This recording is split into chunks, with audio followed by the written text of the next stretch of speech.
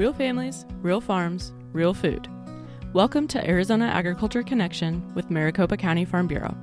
My name is Nicole Clements, Executive Director, and I'll be your host. Maricopa County Farm Bureau is the voice of agriculture in a community that thrives on the dichotomy of urban and rural agriculture operations. This podcast is a home for farmers, ranchers, food lovers, prospective agriculturalists, and those looking to connect the food on their plate with the farm that it came from. As we take an inside look at agriculture in Arizona, we will delve into topics like ag technology, policy, food preparation, and everything in between. You can find us on your favorite podcast platform with new episodes every Wednesday.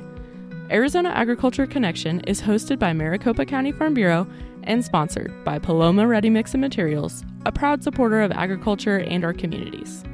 Be sure to subscribe and share your favorite episodes with your friends. For more interactions, follow us on social media, Facebook, Instagram, and LinkedIn at Maricopa County FB. Now let's discover some Arizona agriculture. Welcome back, Arizona Aggies, to another very special remote edition of Arizona Agriculture Connection. Today, I'm very excited to introduce our Agriculture Communications intern, Holly Anderson, and we are coming to you live from Flagstaff. We're at the Little America Hotel, where Arizona Farm Bureau Women's Leadership Committee is hosting our Summer Agricultural Conference. And so before we get started today, I want to chat with Holly a little bit about the internship. So it's been about 3 weeks now that you've been here? Yeah, just about. Yeah. So tell me a little bit about your background and how you got really interested in agriculture communications specifically. Yeah, absolutely. I really wasn't exposed to agriculture and advocating for it until I got to high school when I participated in FFA. I immediately got a super growing passion for it. I used to compete in public speaking, employment skills, as well as agriscience, and I really understood the impact that is made. You get to be able to advocate for movements that you think are super important for you, and agriculture really ignited a spark in me. So when I graduated, I knew I wanted to pursue something that would continue advocating for agricultural voices. That is a very unique industry, first of all, but we're glad you're here. Thanks. So when you think about an internship opportunity, what is it that you are looking for to take away from that? Yeah, absolutely. I think the biggest thing for this internship opportunity, I love being able to meet industry connections. I love being able to see other people empowering others and being able to understand at a professional level what kind of pathways everyone took to get here and talking to them about their journeys and sort of see how that can reflect in my own pathway as I'm continuing my career in this field. Absolutely. I think that is maybe one thing that people are a little hesitant about is the networking portion of it. But that is truly one of the most important pieces of any opportunity that you have. And this conference here today is a great opportunity. You're going to meet a lot of people, while we're looking at industry updates and things like that. But it's also a chance to meet people from all over the state in all different sectors of agriculture and really kind of glean a lot from them. So how has your experience with the internship been so far? It's been super fun. I've loved being able to contact different people throughout the experience. Also learning about sectors and how powerful they are within Arizona. My first one sort of went over a lot of just overall Arizona statistics. My first blog post that I made, just being able to look at the census and just feel so much pride for Maricopa County and how much that we do for the agricultural community was something that was super phenomenal. Being able to break that down into each sector and sort of focus on that, whether or not we're talking about the beef industry, dairy industry, as well as just the women leadership here. So that has been something that has been my favorite tasks for sure, is creating these blog posts and then being able to reach out to the communities through digital media and telling them that they should really look into it and be as proud of it as they should be. Yeah. Maricopa County is so unique. First of all, it's so big. This is my new favorite statistic I've been telling everybody is Maricopa County, square mile wise, is larger than the state of New Jersey. Yeah, insane. And within that, we have Phoenix and the whole Phoenix metro, right? So we have this huge urban population. But outside of that, we have just incredible agriculture. Right. But also within that urban setting, we have incredible agriculture. So it's really dichotomous. And I think that's one of my favorite things about being in this position is being able to share that with people and really get their story out there and help people understand, where their food's coming from. And it's always like I get this satisfying moment when people are like, oh my gosh, like you're growing tomatoes in the middle of the city. I'm like, yeah, people are doing it everywhere. I'm like, oh my gosh, my dairy is coming from Buckeye. I'm like, yeah, it is. Yeah. So like that's always such a moment for me, and I love being able to share that. And then also sharing with other agriculturalists that digital media doesn't have to be scary or intimidating, right? And, that's why we're all here collaboratively. Like, agriculturalists help each other all the time anyway. We're one big community. Right. Yeah. And so, like, let us help you with this piece that, we're doing pretty good at. And, like, so that, I think, is an important piece to ag communications that maybe we don't always think about because we get so focused on, like the one task at hand. But us being able to share their story and help them understand media a little bit and just give them kind of that confidence and that power is a really important piece to ag communications. Yeah, I think it's super important too because digital media has really encouraged like diversity and being able to see all these people that have access to our platforms now. I mean, we just started holding virtual meetings as well for policy meetings. That's something that now makes things so much more accessible for people and people who want to participate in agriculture.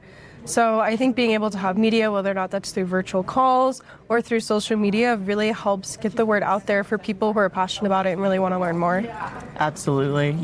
You're right. We did start the virtual policy development meeting this year. And I think it's just an option, right? It doesn't have to be all in. Agriculture is still going to be very much a face-to-face interaction kind of industry. That's of course. Like, I would rather be face-to-face too. Yeah. But having that option these days, especially when you're just so busy, everybody is trying to squeeze everything in, and let's make it just a little bit easier. Yeah.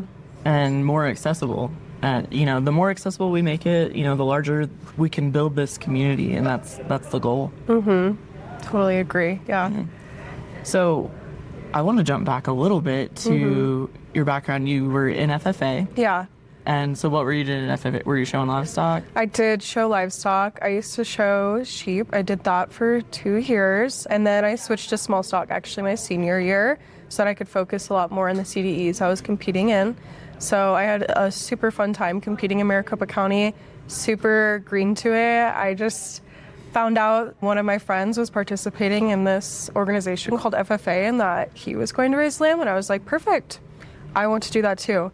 And so I jumped in like in the deep end. I just decided I was going to get a lamb and then enroll in my classes from there. And it was so eye-opening. It was something that I was not familiar with. I grew up in the East Valley, and so we constantly are always seeing this like urbanization, agricultural properties. So being able to understand that I'm still able to immersify myself in different agricultural production and still being able to do that within a very urban area was something that was super exciting to me. So being able to do that, I had so much fun showing livestock, and I also got to compete in a lot of agriscience competitions where I got to focus a lot on doing research for humanitarian practices with livestock and being able to advocate for that, being able to have that confidence when you go into the show ring or on a stage really like solidified my decision to continue pursuing agriculture. Yeah, I love that. And being from the East Valley, you're probably familiar with some of the changes that are going on as we see this urbanization continue to grow, right? Queen Creek was just in the news, and you actually wrote a blog piece about it. Right. So I would encourage everybody to go take a read there. But seeing that happen to, your hometown, right, and it affecting things that were very close to you and how you grew up and how you kind of were fostered into the agriculture community. Right. That's tough, but I love hearing your perspective as a young person, right? That how much it really helped you grow and solidify kind of you as a person and what your career path ultimately looks like.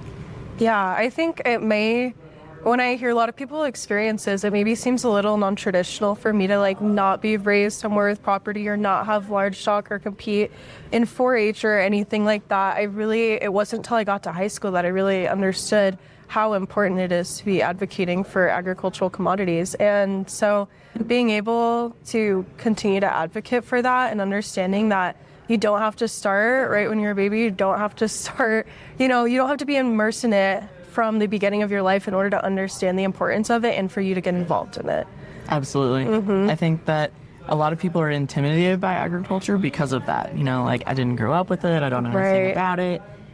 But I think that's the best part. Like, you're coming in with fresh eyes, with a fresh view, and you get to really just kind of dive in and take the bull by the horns. Yeah, absolutely. Yeah. No, I think that is just such an incredible piece of the story, right? And that's what we want to do. We want to see more people involved in agriculture, and you don't have to have a background in it. You don't have to be raised on a farm. Like, another one of those statistics that I love to spot out is 1.7% of Americans are farmers and rangers. So those are the people, boots on the ground, are actually doing the food production. But over 10% of Americans work in agriculture. Right. So you've got 8.5% of our entire population, which is a lot of people, by the way. Yeah. Like, they're involved in agriculture. So we need all of these people for these agricultural jobs.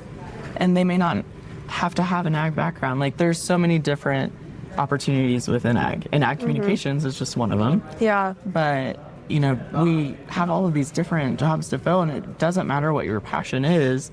There's a spot for you in agriculture, and we need you, right? Yeah.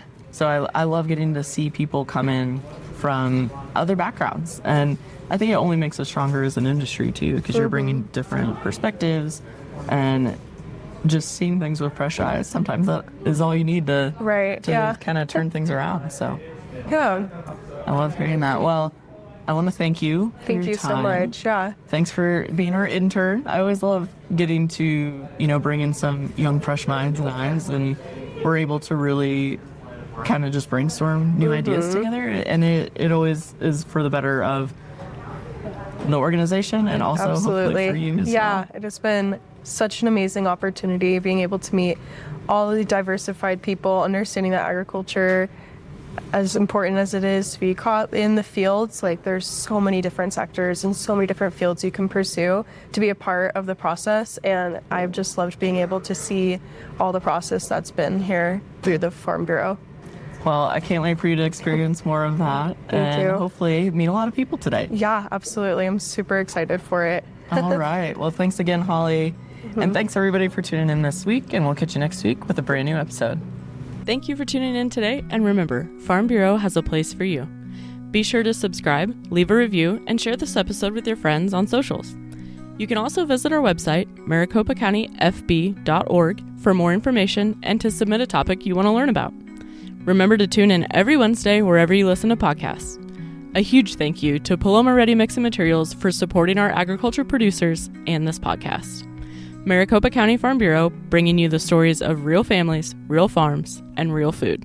I'm Nicole Clements, signing off. Catch you next week.